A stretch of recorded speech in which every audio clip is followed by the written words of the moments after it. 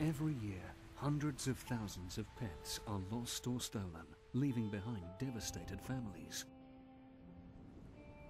It doesn't have to be this way. PediMark microchips store all the information you need to get your pet home safely. No need for that sometimes stressful trip to the vet. Visit PediMark.com today and a qualified microchip implanter can visit your home to microchip your pet in comfort. Quick, easy and safe. PediMark, helping your best friend get home. PediMark, proud sponsors of Pets for Life.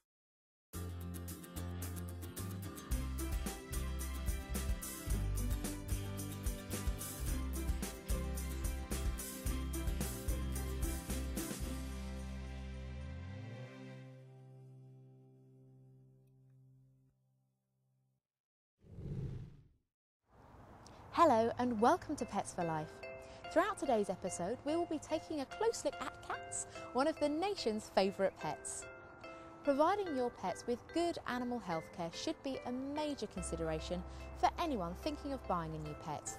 And throughout this series, we'll be looking at exactly what responsible pet ownership entails.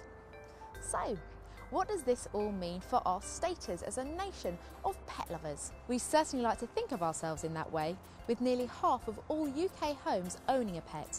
But animal abandonment is still on the rise. The Blue Cross is a leading UK animal welfare charity and will be providing us with expert advice and sharing a wealth of knowledge. Look out for top tips from them throughout the show. Last year, the Blue Cross dealt with nearly 3,500 cats, nearly 1,000 of those were kittens. Here at the centre, we've rehomed normally about 380 a year. We're already on 80 this year so far, so it's quite a high throughput for the cats and the kittens. I think cats fit into people's lifestyles a lot more easier. People who work full time, for example, can have cats. People with really young children who might find it hard to find a pet can get a little kitten.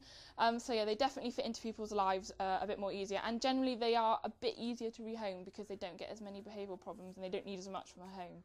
For over 80 years, Purina have been committed to putting high quality ingredients and breakthrough science into all their advanced nutrition products. And that advanced nutrition goes across the entire portfolio of the Purina range. Well, it's a really remarkable story. It's very recent. Cats have only been with us as pets for about 4,000 years, which in evolutionary terms is the blink of an eye.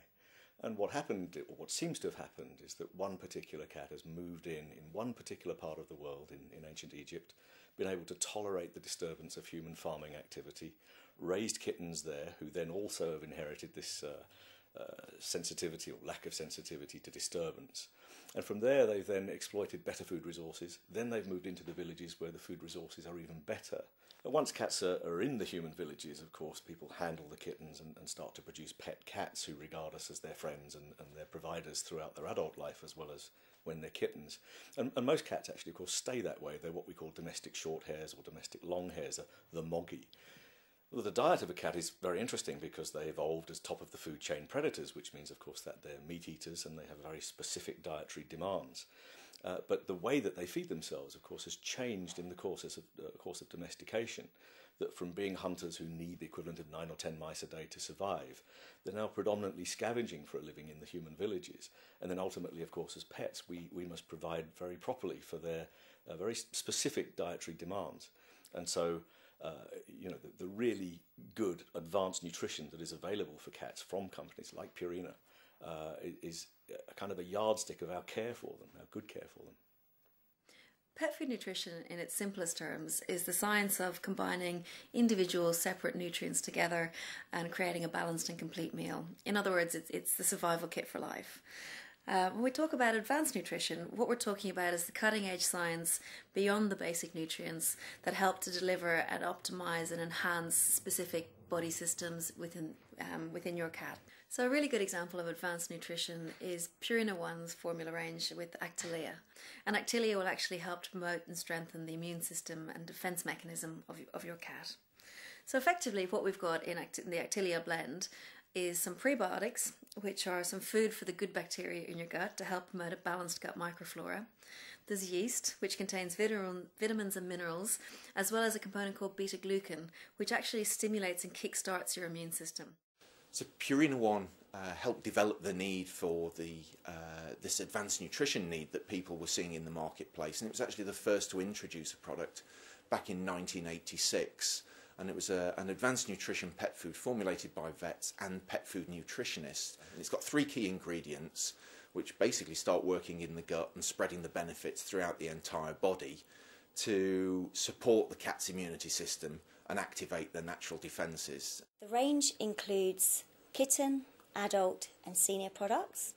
It also includes products aimed at indoor cats, products aimed at cats on a weight control diet, and also for cats that have really sensitive stomachs. When we look at how to feed a cat properly, it's very important to look at diets such as Purina One, such as GoCat, which have specific age-related types of diet. And it's all part of proper care and welfare. Each cat will find in Purina Pet Care's portfolio the right food according to the specific needs. If we take GoCat for an example, it comes in a range of flavours and recipes that are tailor-made for the need of your cat, either be it different age or lifestyle, a kitten or an indoor cat, for instance. I think anybody who has a cat, it's really important that they think about the food not only just as forming that emotional bond with the pet at feeding time, but it's also a fundamental building block in the long-term health of your pet. So therefore feeding a good quality food and the right food at the right stage of its life is really important and does make a huge difference. From my point of view, I like to think about how cats are fed. And one of the things that top of the food chain animals and highly interactive mammals spend a lot of their days doing in the wild is to look for food, and this exercises all their senses, all their capabilities, all their muscular bodies, and basically means they have to work for their food. And when we feed cats as pet cats, it's all too easy to just put the food in a bowl, beautifully nutritionally designed, absolutely perfect for what they need, and they eat it all down. And then what do they do with the rest of their day and the rest of all that wonderful mental capability and ability to move around their environment? So I'm a great fan of dividing up the daily rations, measuring them out with dry food and putting some of the food in different places so the cat actually has to get active and look around the house to find it, and some into little foraging toys where the cat, having found the toy, has to move it around, articulate eye-to-paw movements, pounce on the food, basically work to get his daily ration, use his brain and use his body. And that makes him much happier in the rest of his day. His mood state then is very satisfied because he's done a decent day's work. If you just give him everything all on a plate, he'll go and amuse himself in some other way, which might lead to behaviour problems, might lead to an over-demanding cat, or it might actually lead to a cat that sleeps a lot. And if they sleep a lot, of course, then they tend to get overweight. And then it's much harder to sort of manage feeding them properly, because as they get more overweight, it's a vicious circle. They then don't want to get active. They become lethargic. They don't want to play to find their food. Some cats prefer wet food, and that's great because a brand like Gourmet has a great number of flavours and a range of tastes for the cat to enjoy. And that will again help spread their ability to feed on different foods at times when they may need a change. Gourmet is a premium wet cat food. It's one of the UK's leading luxury cat foods. It's made with the finest ingredients because cat owners recognise that in order to give their cat an optimal tasting product with the highest quality nutrition, ingredients is what it's all about.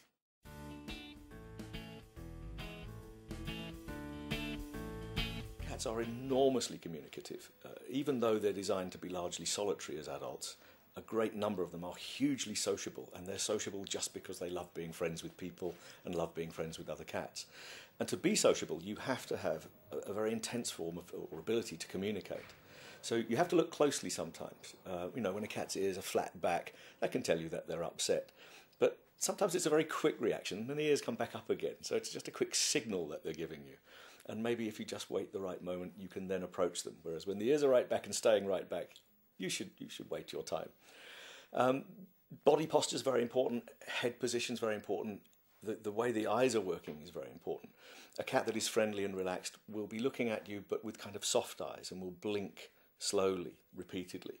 And if you want to kind of establish communication in a way that we guess they would understand better, then get on their level and mimic that, blink slowly at them and repeatedly. Cats have a very strong component of touch in the way they communicate with friends, but cats have variations in which bits of their body they like being touched.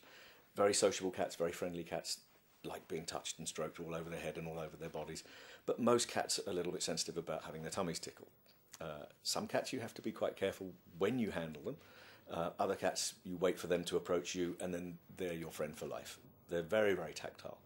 Territory is very important to cats, especially their home base, which they like to be secure and predictable and contains all their friends and their resources. And they tend to mark their territory using glands on their face, which, if Bo will just sit still, are here, across here, on her cheeks and up above her eyes and under her chin. And this, of course, is pretty innocuous. We're very tolerant of that. We can't really smell it and we can't really see it. And it's a sign of a relaxed cat. When your cat goes outside, of course, it's an area of perhaps greater competition with other cats. And so they tend to mark their territory out there a little bit differently. They spray urine up against trees or hedges and fence posts and so on, which is, of course, at nose height to every other cat that might be passing by. And the other cat can make a decision with a fresh scent mark. They can say, well, this territory is being used, I'll move off somewhere else. And so the integrity is preserved for our cat, like Bo here. So indoors, if your cat starts to spray urine, it's usually a sign that they're anxious about something and they're worried and they're making a more emphatic gesture about marking their territory. In which case, pop along to your vet and they'll have a chat and probably refer you to a cat behaviourist who will be able to help you work out what's upsetting your cat and help to restore the mood state back down again. And once you do that, then they start marking again with their face glands and everybody's happy. With the average annual cost of caring for a cat being around £350, owning a cat is not a simple decision. They require a great deal of care, attention and a reliable home environment. Most short-haired cats are very good at looking after their own coats under everyday circumstances. They have lots of little spikes on their tongues and these help to rake out the dirt and the loose hair. And of course they're able to ingest some hair and produce fur balls which they then regurgitate, which is all normal cat self-maintenance. But you do have to keep an eye on even short-haired cats, and a daily regular inspection is a good idea for little bits of hard incrustation and dirt that they can't get rid of. It also enables you to monitor the health of teeth and eyes and ears and gums and so on. Grooming is really important in terms of maintaining social bonds. As we said, cats are really very tactile, and with their friends they like nothing more than rubbing, exchanging scent and feeling the pleasure of touch. So daily grooming is a good idea from the social point of view, even if the short-haired cat perhaps doesn't need such intensive grooming most of the time. Kittens, when they're young, should be looked at and groomed because they can get a bit messy sometimes, as kittens do, as they get into trouble. And older cats as well, who perhaps become a little bit stiff and can't always groom the faraway places, will need a bit of help. If you have a long-haired cat, it's really important that you groom them every day with the right equipment, the right brushes, the right combs, and your groomer and your veterinarian will be able to advise you what suits which type of cat.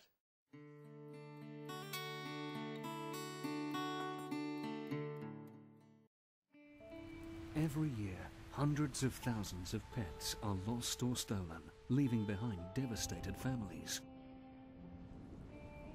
It doesn't have to be this way. PediMark microchips store all the information you need to get your pet home safely. No need for that sometimes stressful trip to the vet. Visit PediMark.com today and a qualified microchip implanter can visit your home to microchip your pet in comfort. Quick, easy and safe. PediMark, helping your best friend get home.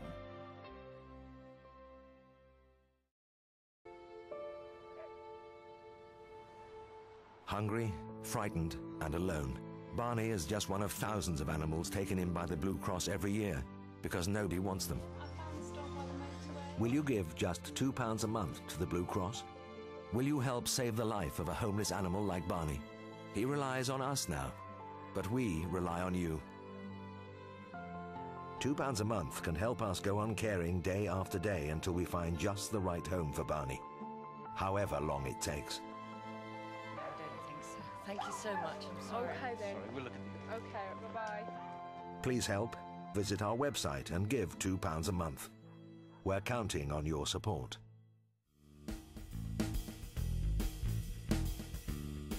Welcome back to part 2 of Pets for Life. We're heading back to the Blue Cross to learn more about one of the UK's most popular pets. Kittens can't be really left on their own. It's really important when they're young to socialise them really well, get them really settled into the home, so the owners need to be home for most of the day to look after them and just keep them stimulated, keep them playing, keep them meeting new things and active. It's all really important in their development. Food and nutrition is obviously really important. They do need more feeding than normal cats. They need feeding about 3 times a day. They do need more regular trips to the vet in their first time that they're in the home as well. So neutering, vaccinations, getting the flea and worm treatment started, and just general health checks to make sure they're developing well. We return to Zara Boland and Peter Neville to give us some more advice and information that can help our feline friends achieve optimum health.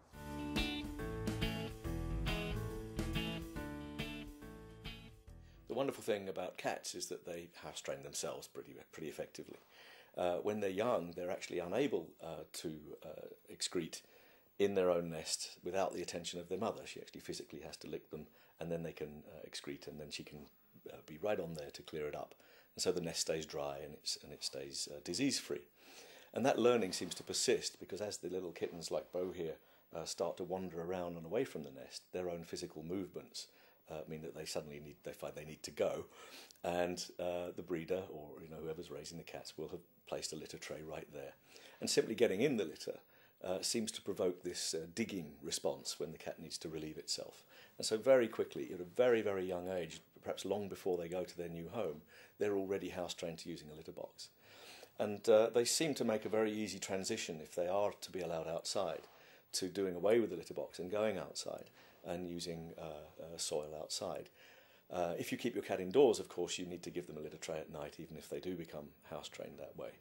But the overall impression that a cat like Bo here will develop is that the whole house is now their den, their bed, and so they're programmed from that tiny age not to soil in their own bed. Accidents can happen, of course. If they don't have a litter tray and they get caught indoors, you could accidentally shut them in. Most cats will look very embarrassed if they're forced to go somewhere. They usually go underneath furniture or behind the sofa or something. For the odd cat, that can develop into a behaviour problem, but it's usually pretty easily resolved, and they become house-trained again very quickly with a little bit of care and attention. If you get that kind of problem, then seek help from your vet, and maybe they'll refer you to a behaviourist.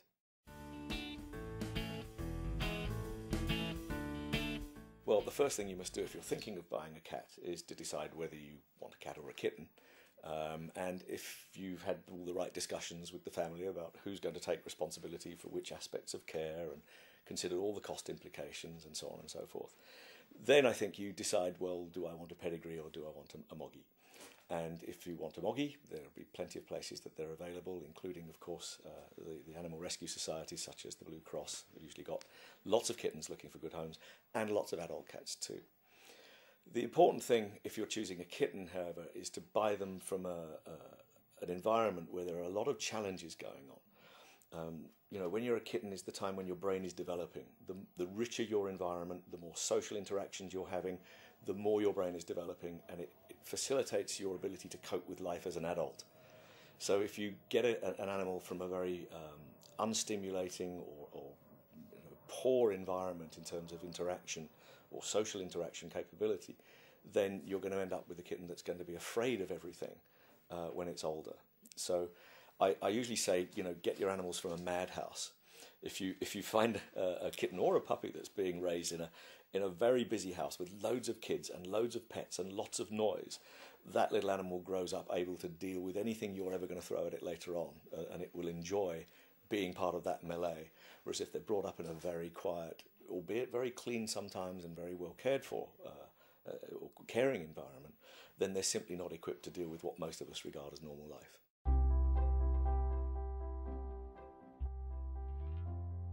Any sort of abnormal behaviour can be an indication that there's something wrong with the pet. I mean, a normal, happy, healthy pet will want to know what you're doing, it'll be interested at food times, it'll be interested when you come home from work, that kind of thing. If your pet's not doing any of these things, then I'd suggest phoning up your vet and asking for advice. Asking for advice costs nothing, and the vets will always tell you whether you need to come down. Can be difficult when you first got a pet to know what's normal for that pet, and so I think again I'd be keen to encourage people when they first acquire a pet to take it along to the vet for a checkup and a general chat about healthcare advice and care advice generally. We're really passionate about pets, and we've got lots of understanding at our fingertips. We're constantly talking to pet owners to understand what their needs are, and because their needs are so different, it requires us to deliver a portfolio that meets all those needs individually. Some people are looking for dry foods that provide them with crunch and texture. Some people are more convenient to deliver into the bowl. Some people are looking for wet foods. Some people are looking for luxury type foods. So there's a whole raft of occasions that people are looking to be fulfilled, and it's important that within the portfolio that we're able to meet all those needs. Cats actually require 41 essential nutrients in their food, and so it's important that you give them those 41 essential nutrients in the right and correct balanced proportions that's also digestible and easy for them to take in. So kittens, for example, have an awful lot of growing up to do in a very, very short space of time, and actually will reach 75% of their adult body weight by the time they're 6 months. So it's really important that we provide them with the right nutrition to do all that growing up in such a short space of time. Pet food isn't like human food. As a human food, we have to scavenge the supermarket to build our nutritional intake and our balanced diet. With pet food, it's very different in that the pet food is nutritionally complete, and therefore what you buy, you don't need anything else, and you're guaranteed that all the minerals and vitamins that your pet requires are built into the product, and you don't have to think about that. So if you were feeding non-prepared pet food, then your pet might not be getting all the ingredients that it needs to maintain its health. If you look at cats, and we'll take Screech here as a really good example, what drives them in their food preferences, it comes down to, well, a number of different factors actually. So the first thing, if you think about how a cat approaches their food, the first thing they do when they approach the bowl is they give it the sniff test. So you'll see them sort of sniffing the air, sniffing the food, the little whiskers will start to twitch. So odour is a really strong driver. If the food passes the sniff test, the next thing they'll do is have a little taste, and you'll quite often see your cat maybe taking a lick of the food, maybe of the gravy or the jelly if it's a wet food, or just the top of the kibble if it's a dry food, and that's important to them as well. So you've got odour, you've got taste. Then to determine whether or not they want to eat it and swallow it, the next thing they do is see how it feels in their mouths. So that it will incorporate the shape of the food and actually the texture of it. So all of these elements together are what we call palatability. And so pet food companies, when they're making food, will actually look at all the different pieces that come together. He's had enough. He's off to try and find some food. And what they'll do is look at how it breaks apart in the mouth, because cats have a very different dentition compared to dogs. So when they eat their food, they actually slice and cut it into smaller pieces, rather than dogs that will tend to chew it more. Cats don't have the molars to chew so effectively. And the moisture content, what the meat is, what the fat type is, all of these are really important drivers for what your cat chooses to eat when he's approaching food. So when we have wet and dry options in their simplest form, what we're looking at is the cat's individual preference and what appeals to them in terms of their individual palatability. Big trends that we're seeing at the moment through owners is the desire for advanced nutrition products, for a greater requirement for impulse purchases, so those luxury occasions that they're looking for, and also a big development in the terms of a greater understanding of the need to feed their pet something specific at a particular time in its life. So we're seeing growth in kitten foods, and also a very significant growth in senior foods as well, because the pet at those stages in their life needs something different. Feeding the one food throughout a pet's life isn't giving it the optimal nutrition. When we talk about life stage, what we're talking about is the age of our pets. So whether that means whether they're a kitten, whether they're a senior citizen entering their retirement years, or whether, like Washington here, they're an adult. He's just coming up to 5. And lifestyle means, just like in people, that we take their activity levels into account. We also look at things that might influence the food that they eat, so in terms of their body condition, whether they're more indoor or outdoors, their activity, and how we can help that with the food that we feed them. So we might have diet that, if they're overweight, will help them to lose a little bit of weight, or if they've got a sensitive digestion or skin, then we can also cater for that in the food that we feed. There's a very common myth out there that cats enjoy milk and it's good for them. Now, they might well enjoy it, but it's not necessarily always good for them because cats actually lack the enzyme called lactase, which is required to break down cow's milk.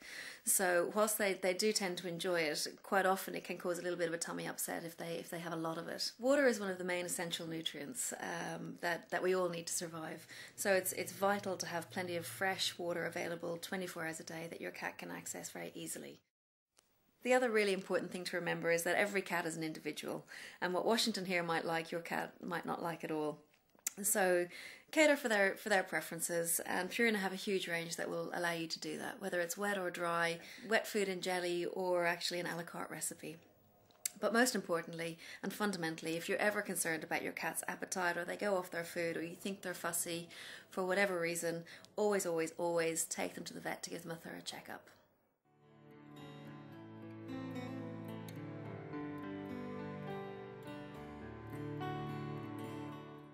We hope this episode has given you some insight as to what you can expect should you decide to buy a new kitten. Or, with the help of our experts, you will have picked up some useful tips on how to give the very best care to your cat. See you next time on Pets for Life.